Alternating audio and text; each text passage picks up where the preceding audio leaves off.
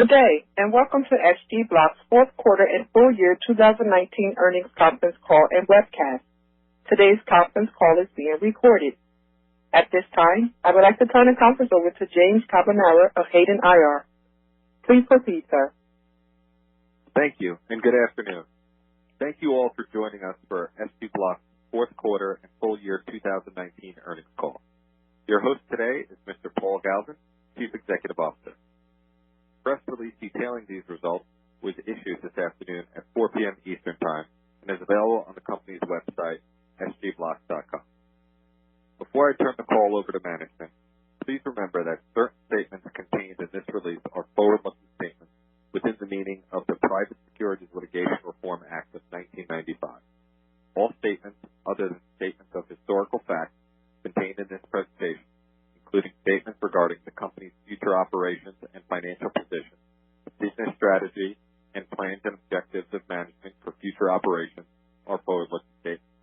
In some cases, forward-looking statements can be identified by terminology such as believe, may, estimate, continue, anticipate, intend, should, plan, expect, predict, potential, or the negative of these terms, or other similar expressions. We've based these forward-looking statements largely on our current expectations and projections about future events and financial trends that we believe may affect our financial condition, results of operations, business strategy, and financial needs. These forward-looking statements are subject to a number of risks, uncertainties, and assumptions described, including those set forth in our filings with the Securities and Exchange Commission, which are available at sec.gov. You should not rely upon forward-looking statements as predictions of future events. We cannot assure that the events and circumstances reflected in the forward-looking statements will be achieved or occur. Finally, this conference call is being webcast. The webcast is available in the Investor Relations section of our website at sgblock.com. With that, I'll now turn the call over to Chief Executive Officer Paul Galvin for his prepared comments. Paul? Thank you, James, and welcome to the SGBX fourth quarter and full year 2019 financial results conference call. Everyone in the SGBX family wishes health and safety to all those who are impacted directly or indirectly by the pandemic, and we are most grateful for your time today. This was a strong end to a transformative year for SGBX, and due to the company's exhausted efforts over the previous year, we anticipate being cash flow positive by year's end. We entered 2020 positioned to receive the benefit of the activities and strategies implemented in our transition to a residential license model. During the past year, we took steps to capitalize our business, keeping dilution to a minimum, enabling us to enter the new year with a clean cap structure. Our new business model for our residential business enables us to focus on what we do best, evangelizing the benefits of our technology while appropriate third parties take on the responsibility and the financial burdens of deployment. As a result, we significantly streamlined our corporate operations, shedding fixed costs and reducing our cash burn rate. As we begin to recognize net margin royalty revenue streams, we should be positioned to scale the company through the execution of additional licenses. We are clearly at an inflection point at SGBX, and our commitment to product distribution and shareholder value has never been stronger. The most impactful achievement to our business operations in 2019 was the transition of our residential business from project-based construction model with a heavy initial investment to a royalty-based fee model. This change effectively eliminated the drag on our overall portfolio and enabled this portion of our business to be a meaningful contributor to our financial results almost immediately. The residential market represents an important sector of our target market. By changing the terms and structure of the projects we participate in, we have materially reduced the need for upfront capital investment by SGBX, reduced our corporate overhead expenses, and enabled a repeatable and scalable model from which we can grow. Under the royalty model, we now license our residential platform, which enables the transfer of project-level execution risk to the licensee. materially reduces our cash burn rate and frees up resources to pursue opportunities for growth in other vertical markets such as healthcare, education, and hospitality. Under the new model, project delivery commitments and associated expenses are now the responsibility of the licensees of our residential platform.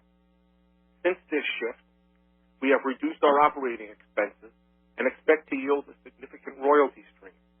Just as importantly, we have shifted the risk of cost overruns and schedule delays away from SG Blocks.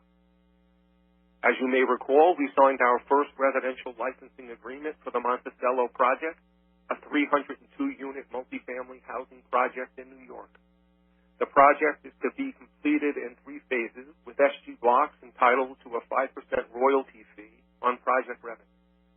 The developer owns the site and is nearing completion of the pre-construction phase, which consisted of entitlement, site plans, layouts, environmental impacts, and financing. We will continue to keep you informed when important milestones are achieved. SG Blocks also executed a design-build contract for an approximate 100-unit affordable housing project in Atlanta.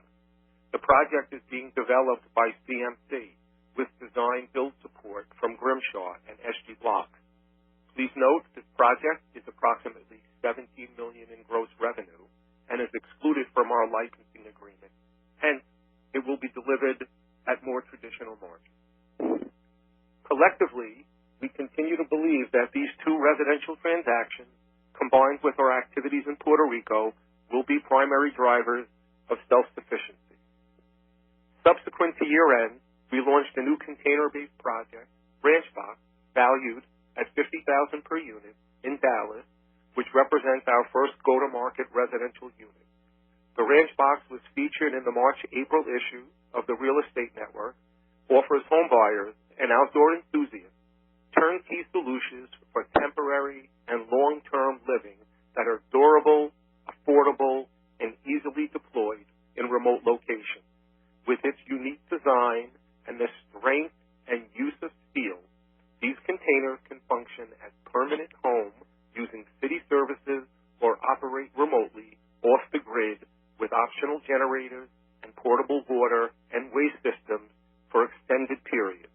They can be deployed rapidly, installed in a single day, and are flexible enough to increase capacity for future expansion. Most recently, we closed on our first project in Puerto Rico, where we have been hired to construct 2 projects to help address the housing crisis following Hurricane Maria in 2017, both of which are subject to the royalty agreement.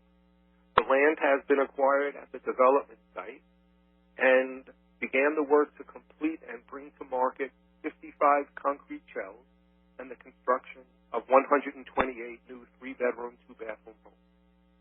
Our backlog in commercial business was $17.6 million at the end of 2019.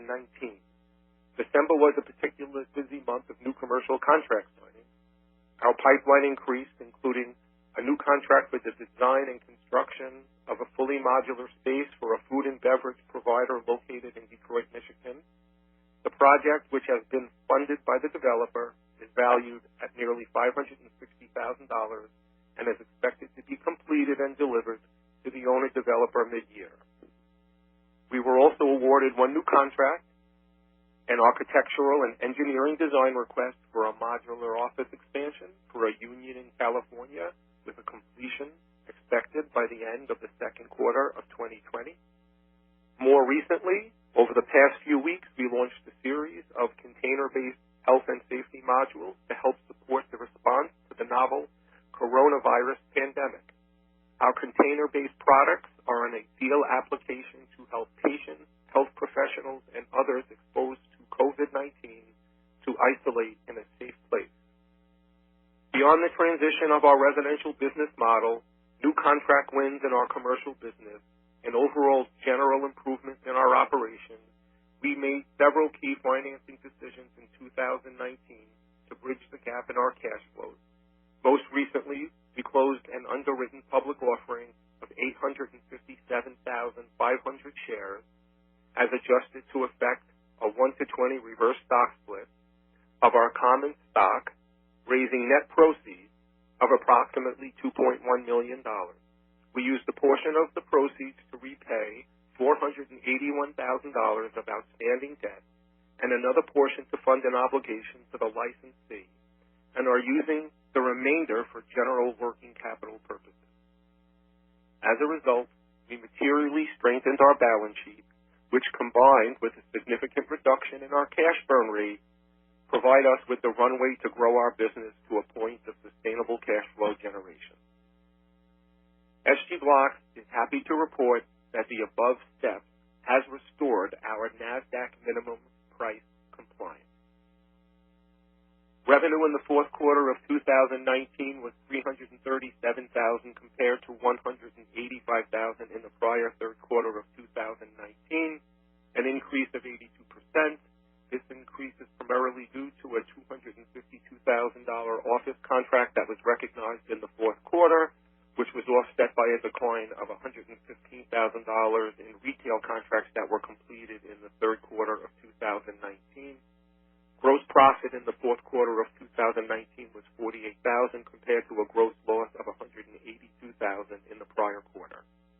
Payroll and related expenses in the fourth quarter of 2019 were $560,000 compared to $548,000 in the prior quarter, roughly flat quarter over quarter.